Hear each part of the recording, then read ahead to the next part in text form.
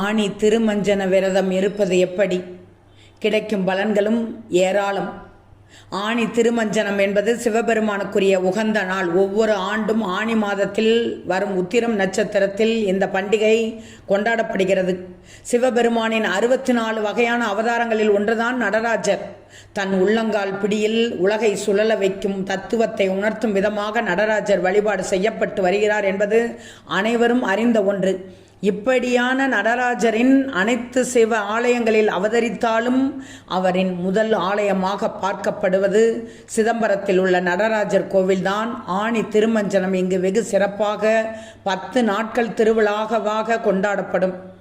நடராஜ பெருமானுக்கு ஒவ்வொரு ஆண்டும் 6 நாட்கள் விசேஷ அபிஷேக வழிபாட்டுடன் பூஜைகள் நடைபெறுவது வழக்கம்.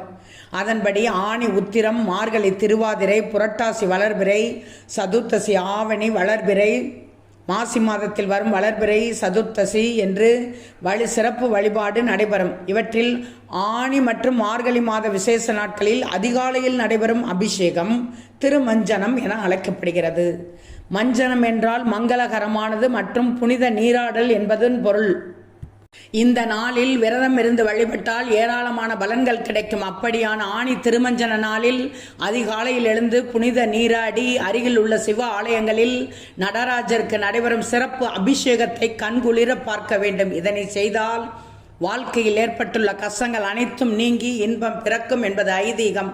பணி நிமித்தம் மற்றும் குடும்ப சூழல் காரணமாக பலரால் காலை நேரத்தில் கோவிலுக்கு செல்ல முடியாது. அவர்கள் வீட்டிலேயே நடராஜர் அல்லது சிவபெருமான் புகைப்படம், சிலை ஆகியவற்றின் முன் விளக்கேற்றி வழிபடலாம். தொடர்ந்து நாள் முழுவதும் உண்ணாமல் நோன்பு இருக்க வேண்டும். உடல்நல பாதிப்பு உடையவர்கள் இந்த நாளில் பால், பழம் எடுத்துக்கொண்டு விரதத்தை தொடரலாம். மாலையில் வீட்டில் விளக்கேற்றி வழிபாடு செய்த பின்னர் அருகிலுள்ள சிவன் கோவிலுக்கு சென்று விரதத்தை நிறைவு செய்யலாம். இந்த ஆணி திருமஞ்சன விரதத்தை நாம் நேரில் காண்பதால் பெண்கள் தீர்க்க சுமங்கலியாக நீண்ட ஆயுளுடன் இருப்பார்கள் என நம்பப்படுகிறது. அது மட்டும் இல்லாமல் கணவன் மனைவிக்குள் இருந்த கருத்து வேறுபாடு நீங்கி இன்பம் பிறக்கும் என்பது ஐதீகம்.